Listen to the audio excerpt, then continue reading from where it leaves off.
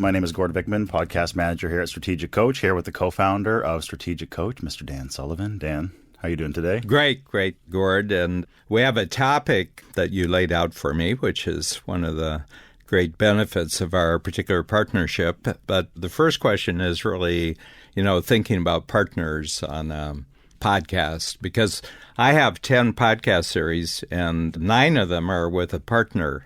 So right away people say, well, how do you figure that out? And who determines the topic and what's the partnership on it? So what are you noticing? Because you've been familiar with the podcast world. Another thing, am I unusual in having that many? I'm not sure if there's someone who has this many shows, but you have a great backstage team here at Strategic Coach that helps organize all of these. And I've been asked a few times, people say, well, Dan has 10 podcast series. What is it about them that he likes doing? And my answer to that is always, each one has sort of a sibling resemblance. You get a family around the Thanksgiving table. Mom and dad kind of look like everyone, and then brothers kind of look like sisters, and sisters sort of look like brothers. If you go to strategicpodcasts.com, that's our network page, and that's where you can find all of our shows here at Strategic Coach. You'll notice that there's sort of an undercurrent and a theme that unifies all the shows. But the shows you do, for example, with Joe Polish, 10X Talks, that one focuses on marketing. But there's still elements of that family. And then the show you do with Peter Diamandis, Exponential Wisdom, that one focuses more on technology. And people will notice as they go through that you might like one a little bit better than the others. One might appeal to you more, and then you can choose that one. But there's pretty much something for everyone on our network page, whether it's technology or whether it's marketing, whether it's philosophy, whether it's profitability or just exponential growth or whatnot. There's something for everyone on that network page. And I don't know if you did it purposefully or if you did it subconsciously, but that's the way that everything's kind of laid out. And that's how we're moving forward with the network. Yeah, I think the common linking category here is entrepreneurism. So, I've been 45 years coaching just entrepreneurs, and they come in a lot of different shapes and sizes, and there are a lot of different industries, and they have a lot of different issues. So first of all, it's kind of like ready-made that you can have a lot of different topics. So I would say Malcolm Gladwell had a book, and he talked about if you really look at people who are really good at what they do, they have about 10,000 hours experience. And I said, if I go back 45 years, I've had probably around 50,000 hours experience of just talking to entrepreneurs about what they do and the different things they do in the marketplace.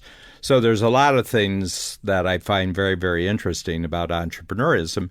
And then I'll have certain issues that I just have a natural liking of having conversations with them, quite apart before I ever thought about podcasts or even if the technology was available. When you came on board, you added incredible number of dimensions. We were kind of like amateur podcasters, and then you brought in a whole professional framework and a whole professional way of taking advantage of all the different networks and different kinds of platforms and different kinds of really fast technologies that you could enhance the reach and, the professionalism, just the packaging of your podcast. So naturally, after a while, I said, why don't I just have a podcast with the guy who's doing podcasts all the time and what he's discovering about podcasts? So I think that's the answer. But there's one here that really attracted my attention, and that is that entrepreneurs are in every kind of industry, but there's a lot of industries that are regulated by law.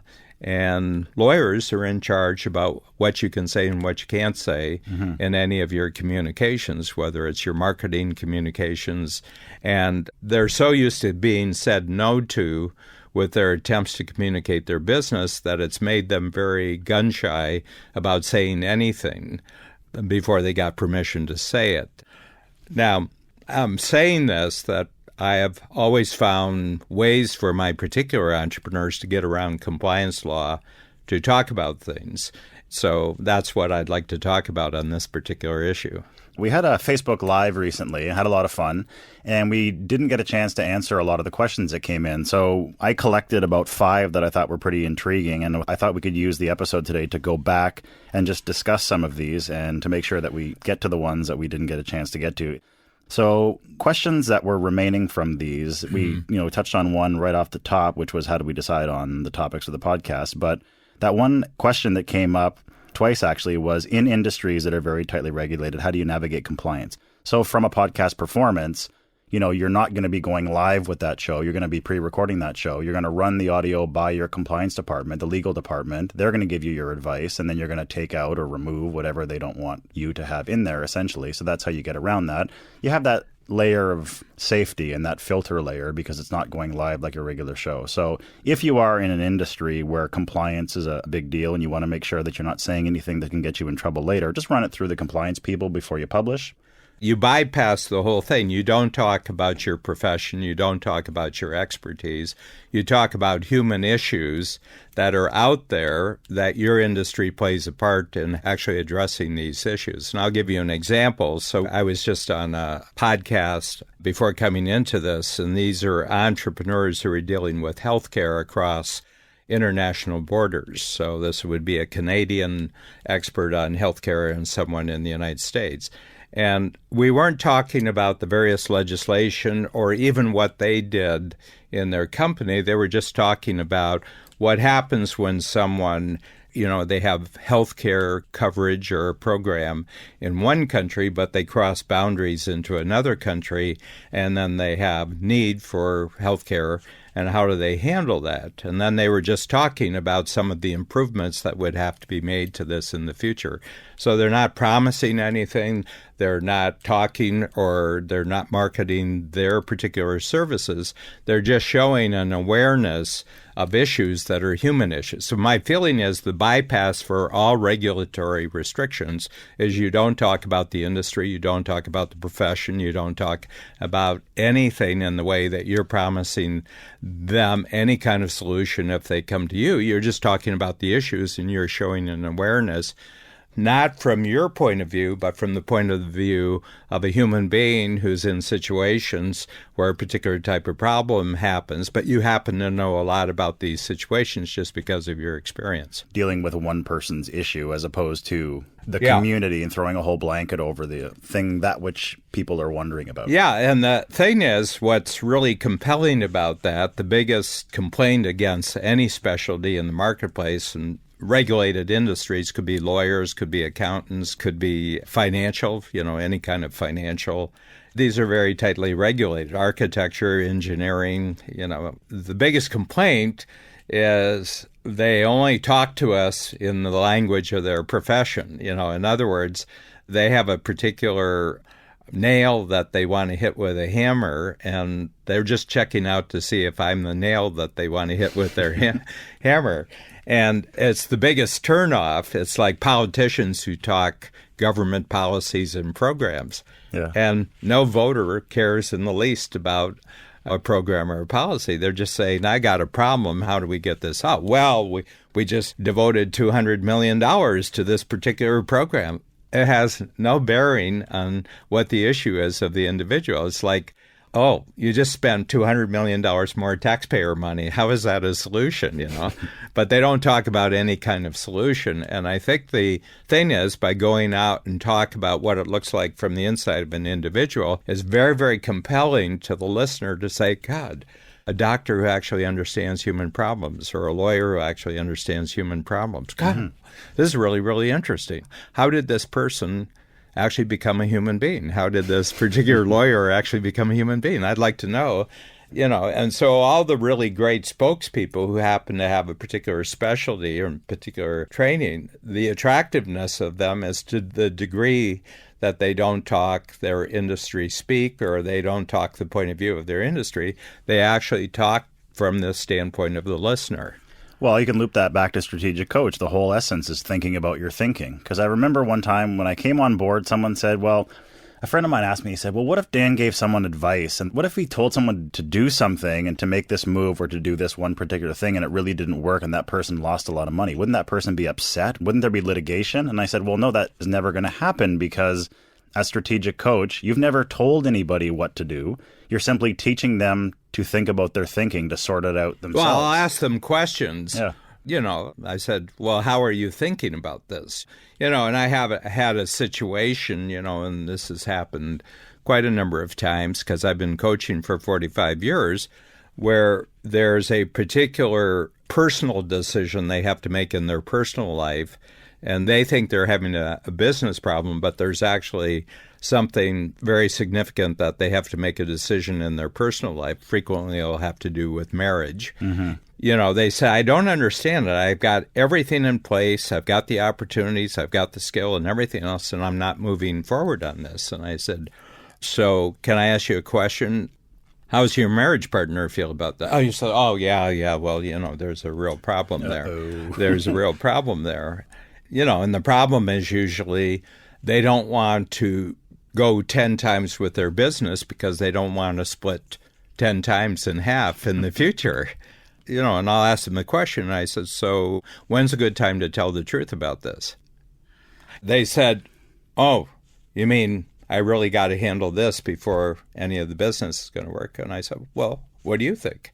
Let me ask you a question. If it's 90 days from now and we're having a conversation here and you still haven't handled this, have you made any progress in your business? So I'm just getting them to take a look at what's going on in their heads. First of all, I'm not in their head. I'm not in the center of their life. All I can do is ask them questions on the basis of information they gave me, but feed it back in a different way.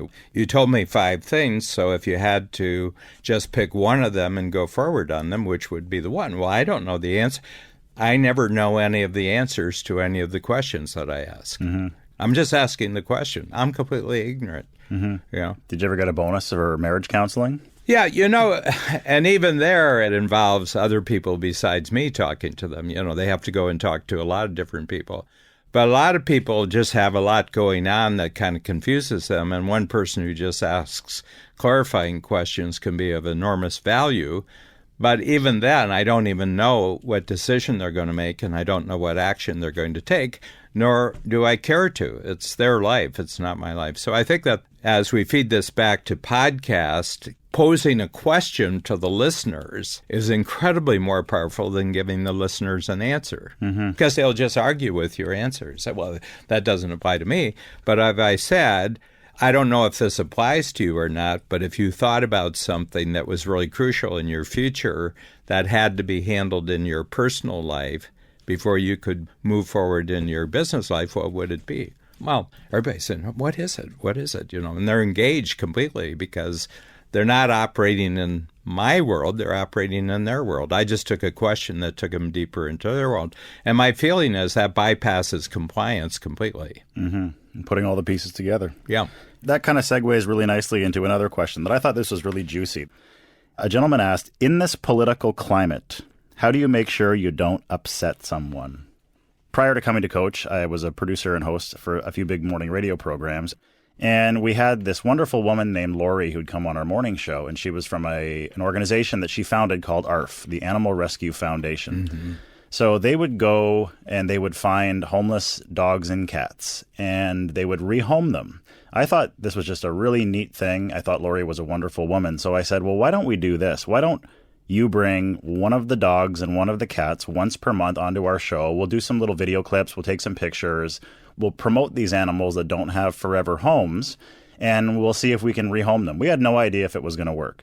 Well, 8 years later, we had a 100% success rate. Every single month, every dog and every cat that Lori had brought on the show found somewhere to live. So we're patting ourselves on the back. We're feeling pretty good about ourselves. We think, we're doing God's work here. And then one day I open up my inbox and we get this. It was an email from a woman, and the subject line was, "Why do you hate animals?" So I said, that's a great icebreaker. I clicked on it, and it was this woman who meant well. She said, all you guys do is focus on dogs and cats. Did you know that there are other animals out there who aren't quite as fuzzy as dogs and cats? There are hedgehogs, there are snakes, there are tarantulas, there are plenty of animals who need forever homes, and all you guys are doing is reinforcing the notion that the only animals who need homes are the fuzzy and cute ones. And I read that, and I had this little epiphany that I had was, holy smokes, it doesn't matter how good you're trying to be, someone will always be upset because what you say is never about what you've said. It's how they internalize it. They mix it in the big pot of their own emotions, all of their history, all of their background. So the answer to that question is you can't make sure you don't upset someone. You just have to say what you feel you want to say and don't worry about it. Well, as I look at the question here, it tells me, is your intention in taking all the time to create a podcast and actually want to have a really expanding worldwide audience, is your basic operation that nothing you say in your podcast will ever upset anyone? Because I can tell you, you'll be lucky to have an ongoing audience of one person if that's your intention. And the whole point is, you have to understand that being upset about something is a voluntary action. Exactly. You're complicit in the upset, essentially. No. I mean, I can't upset anyone unless they give me permission to upset them, So yesterday, for example, I was in a workshop, and, this is an entrepreneurial workshop, and these are, really top-notch money earner. So the person asked me a question about the climate issues. So here we go. Here we go. And he said, I'm sitting here. There seems to be a real contradiction because in our program at Coach, we talk about, 25 years into the future and, you're 10 times bigger, 100 times bigger. But he says, we're doing this in a world where there may not be a world in 25 years because of the climate crises, and he says, it's pretty clear, from all the scientific consensus that we're heading towards a disaster. He says the entire environmental movement, there seems to be global agreement that this is a big problem. So he asked me the question. I thought it was a great question. It was a great question.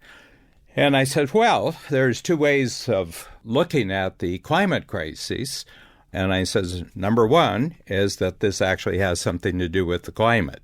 Okay. So that would mean that there's complete understanding of the climate and all the measurements, and we have complete understanding of every factor involved in the climate. And therefore, if a whole bunch of people are predicting this and it's based on climate, that would be one way of looking at it. And if I were in your shoes and you believe that, I would probably retire right now, because all this work that we're talking about growing your entrepreneurial business, it's probably a wasted effort, Find a beach. I would say, just go on free days and, whatever money you have saved up, figure out, is it 25 years or 12 years when the world falls apart or is destroyed? And I said, I just try to have a good time for the next 12 years. I wouldn't work. I mean, I certainly wouldn't work. But I says, that's one point of view. But what if the point of view is that the whole climate has nothing to do with the climate? Because as far as I can see, we don't know that much about the climate. For example, we don't understand what the clouds do to the climate because, there's no calculus. The dynamic movement of clouds is way beyond computing ability. We don't know if the tilting, because the planet is always wobbling a little bit on its axis, that's actually affecting things. The other thing is we know that the planet's been warming up for 20,000 years because 20,000 years ago, 80% of the planet was covered with ice and it's been melting for 20,000 years. We don't know what the tides do, and I just listed a whole bunch of things, and I said, up until the last 100 years, there were no accurate temperature readings on the planet. And the United States is actually the best, and they didn't have great temperature readings. So I said, so if you take that into factor and you say that this is for an entirely different reason, as strictly for political reasons and strictly for getting large amounts of money flowing in scientific grants to a whole group of scientists who believe that you get paid a lot more for predicting doom than you do predicting solutions. Well, maybe you look at it totally differently, And I said, so there's two ways of looking at it. And I said, I can't decide which way that you should decide this is, but, I'm feeling that I have an enormous amount of my own future in my own control. And, until the game gets cut off, I'm growing, So that was my answer. So did I knock him down about what he was believing? No, I just said there's a spectrum of belief here, and it all depends on which one that you're buying into. And he came up to me afterwards. He said, this has given me a lot of framework for actually rethinking things here. Thinking about your thinking. And then a lot of people came up and said, are some books I should read on this? And I had a whole list. And I said, I can also tell you the books of where the whole movement started, and it didn't start as a climate-based or scientific-based start. It was a real worry on the part of a lot of countries in the world that the United States would just get bigger and bigger and better, and unless they could control the growth of their economy. And this was political, it was economic and political. It had nothing to do with climate. But here's the thing about this is that, Gord, you would know this because you were on air with live radio for a long time. There's a way of handling almost any complaint or issue or controversy in such a way that you open it up for the listener to actually say, well, you can think about this way, or you can think about it that way. The big thing you don't do is you don't want to dictate to somebody how they're going to think about what you're saying. You're just saying, here's a way of thinking about it, here's another way of thinking. Personally, from my experience, I really favor this way of thinking, but that's my own experience. And most of the time when people do complain, and like I said, when you're talking to large groups of people, especially on morning radio or broadcast television or even on podcasts, someone's going to be upset by something that you said. So just to loop back to the question that we had from the Facebook Live, in this political climate, how do you make sure you don't upset someone? If you do manage to upset someone and you hear from them, they're upset about something they hear on your podcast, most people just want to be heard. They want to be acknowledged. They want to know that you read what they said, and they want to know that you understand their point of view. You don't have to agree with what they said. You just have to read and acknowledge, and most people will be satisfied with that. Most people know that they're probably not going to change your mind. They just want to know that they've been heard. And I think it's a lost skill. I think it's a lost skill that you can completely disagree with another person without disrespecting them. It's probably a lesson for the entire world, especially the online world. Dan, this has been a lot of fun. Thanks so much. We've mentioned a lot of our podcasts in the Strategic Podcast Network here today. If you haven't been to the site already, strategicpodcast.com, you can visit us there and not only find podcast payoffs, but also the shows that Dan does, all 10 of them. And we'd love for you to join us. Choose the one you like the best, and we hope you join us next time on the next episode of Podcast Payoffs. Thanks, Dan. Thank you.